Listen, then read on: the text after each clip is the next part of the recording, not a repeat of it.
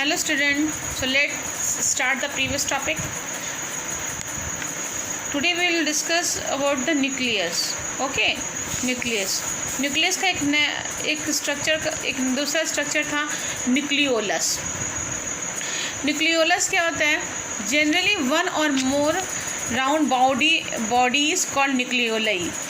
Generally क्या होता है कि न्यूक्लियस के अंदर एक छोटा सा एक या एक से ज़्यादा भी हो सकते हैं, जनरली एक होते हैं. एक डार्क बॉडी प्रेजेंट होती है, उसको हम लोग न्यूक्लियोलस कहते हैं. अगर सिंगल है तो न्यूक्लियोलस कहलाया, जनरली वो न्यूक्लियोलाई कहलाता है. ठीक है. और प्रेजेंट कहाँ होता है? न्यूक्लियोप्लाज्म में प्रेजेंट होता है. Nucleolus is dense, dark, staining granular structure without a limiting membrane and is rich in RNA and protein. ये न्यूक्लियोलस जो होता है ये डेंस गाढ़ा होता है, डार्क होता है और स्टेनिंग ग्रैनुलर यानी कि दानेदार स्ट्रक्चर होता है जो कि आरएनए और प्रोटीन से भरपूर होता है. उसका नेक्स्ट टॉपिक है nuclear matrix. It is nuclear matrix. क्या है मैट्रिक्स से ही पता चलता है कि ये फाइन नेटवर्क लाइक स्ट्रक्चर है, पूरे न्यूक्लियस में फैला रहता है जो कि न्यूक्लियस को एक शेप प्रोवाइड करता है. और इस न्यूक्लियर मैट्रिक्स में प्रोटीन ये मैट्रिक्स में जो फाइबर्स होते हैं ये प्रोटीन कंटेनिंग होते हैं, यानी से प्रोटीन की मात्रा होती है. फंक्शन क्या है न्यूक्लियस का? It control all the metabolic activities of the cell. ये सेल के पूरे मेटाबॉलिक एक्टिविटीज़ को कंट्रोल करता है. It brings about growth of the cell, directing the synthesis of structural protein. साथ में ये it bring about the growth of the cell का जो ग्रोथ होता है उसके लिए भी रिस्पॉन्सिबल है. It takes part in the formation of ribosome जो होता है उसको बनने में भी ये हेल्प करता है. It regulate the cell cycle को रेगुलेट करता है. It contains genetic information in the form of genes located in the chromosome and is concern with the transmission of hereditary trait from one generation to the another. साथ में ये genetic information को भी transfer करता है एक पीढ़ी से दूसरी पीढ़ी तक. किसके द्वारा? जीन के द्वारा. जीन जो है वो क्रोमोसोम में प्रेजेंट होता है, जो सारे इन्फॉर्मेशंस होते हैं जिसके द्वारा एक पीढ़ी से दूसरी पीढ़ी तक कोई इन्फॉर्मेशन ट्रांसफ़र होता है. अब नेक्स्ट टॉपिक हम लोग इसी न्यूक्लियस में ही आता है, that is known as chromosome. Chromosome क्या है? क्रोमोसोम आपके बारे में मैंने आपको पहले भी पढ़ा रखा है. Chromosome is a thread like structure. ये धागे नुमा स्ट्रक्चर है और प्रेजेंट इन द न्यूक्लियस में प्रेजेंट होता है. लेकिन ये हमेशा विजिबल नहीं होता. ये विजिबल कब होता है? ओनली ड्यूरिंग सेल डिवीज़न के समय ही विजिबल होता है. और इसमें हेरिडिटरी इन्फॉर्मेशन कंटेन होता है जो कि ट्रांसफ़र होता है from one generation to the other generation. हर क्रोमोसोम में दो स्ट्रक्चर होते हैं. एक होता है डीएनए, एक होता है दो कंपोनेंट्स होते हैं, एक होता है डीएनए, एक होता है protein. DNA is the most important component of a chromosome. Chromosome का सबसे इम्पॉर्टेंट कंपोनेंट क्या है? DNA. Generally in eukaryotics chromosome can only be seen during cell division. Eukaryotics में हमेशा जो आपको क्रोमोसोम दिखेगा वो हमेशा सेल डिवीज़न के समय ही दिखेगा. उसमें माइटोसिस और मियोसिस जो होते हैं ये दो तरीके हैं सेल के डिवाइड करने के, सेल के डिवीज़न होने के लिए. तो उसी समय क्रोमोसोम्स दिखता है. This look like rod during the metaphase stage of the cell. और साथ में जब ये माइटोसिस होता है या मियोसिस होता है तो बहुत सारे स्टेजेस होते हैं. तो उसमें भी कौन सा स्टेज है? मेटाफेज एक स्टेज है जिसमें ये रॉड लाइक स्ट्रक्चर दिखता है. Each chromosome consist of 2 arms. Chromosome का स्ट्रक्चर क्या होता है? उसमें दो आर्म्स लाइक स्ट्रक्चर होते हैं जो कि आपस में बीच में कहीं भी एक जगह से जुड़े होते हैं. दोनों आर्म्स को अलग अलग क्रोमैटिड्स कहा जाता है. दीज आर वो एक आर्म्स को हम लोग क्या कहेंगे? क्रोमैटिड्स. ये लाई साइड बाय साइड ऐसे सीधे सीधे खड़े होते हैं और बीच में कहीं पे इससे एक जगह से जुड़े होते हैं. और जहाँ से जुड़े होते हैं उसको कहा जाता है सेंट्रोमियर. ठीक है.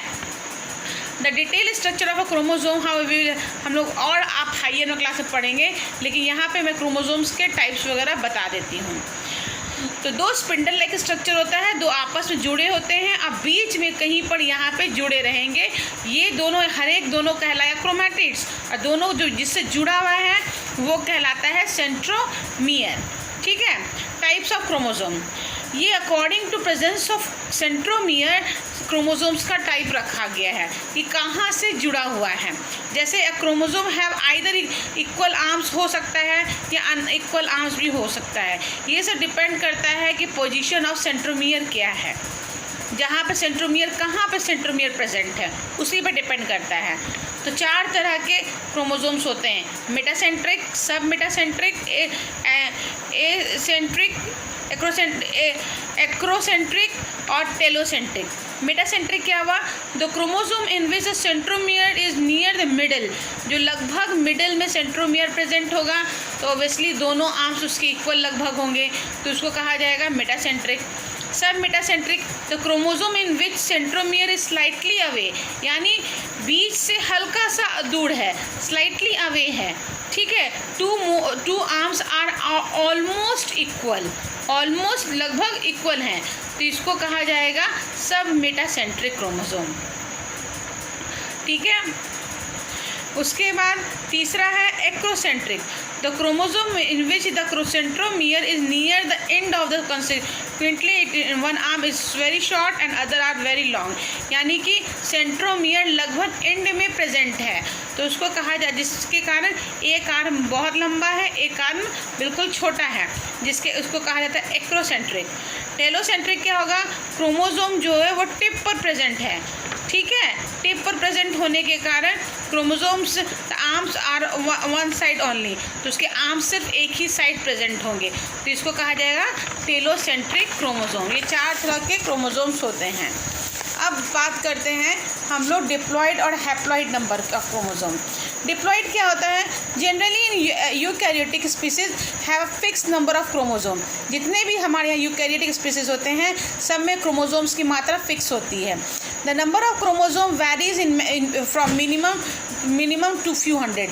क्रोमोसोम सभी में अलग अलग नंबर से होते हैं, किसी में बहुत कम होते हैं, कुछ 1 या 2 नंबर में, और किसी में 100, कुछ 100 तक होते हैं। इन majority the species the number usually range is between 8 to 50, लेकिन ज़्यादातर क्या होते हैं 8 से 50 के बीच में प्रेजेंट होते हैं क्रोमोसोम। ठीक है। In human beings there is 40, हमारे ह्यूमन बींग्स में कितने क्रोमोसोम्स होते हैं? 46 इन ईच बॉडी सेल, हर सेल बॉडी के सेल में 46 क्रोमोसोम प्रेजेंट है।